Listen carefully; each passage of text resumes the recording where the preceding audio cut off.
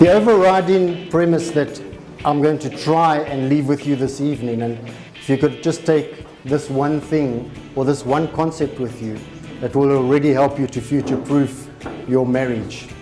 And of course it comes in question form.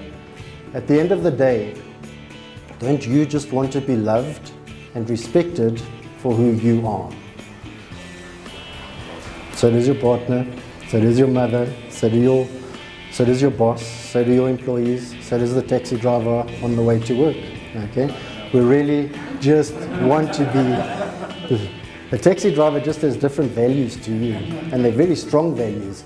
They're actually incredible. They're incredible values. And I do a road rage talk, but we won't get into that because I do it because I suffer from it. Okay? So at the end of the day, don't you just want to be loved and respected for who you are? So why do you try and change your partner to be more like you? Let me ask you the million-dollar question. If everyone in the world was exactly like you, would it really be a better place?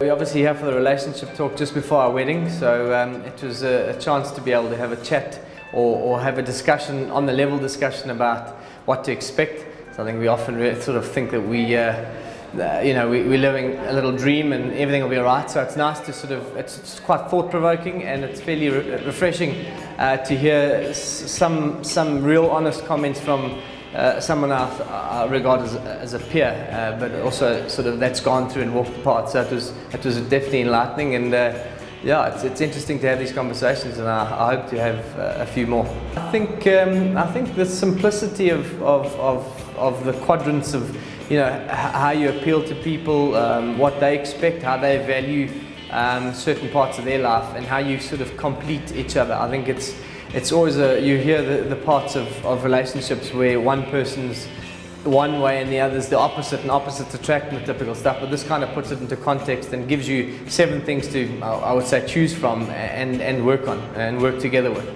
I think probably speaking to each other in the 5 love languages, I think, is very important, because I think otherwise you can miss each other. And I think also the high values. So I know that the washing dishes was a relevant example for me because I hate it. But I don't mind the ironing so much, and James doesn't mind the washing the dishes, but he hates the ironing. So we're good in that way. I think it's a really cool way of getting into kind of marriage prep, and I think it's a good thing. Scott Peck defines love as one's willingness to expend energy for another's spiritual growth. And I love that definition because it goes beyond the chemistry. It goes into more about friendship and loving someone and wanting the best for them.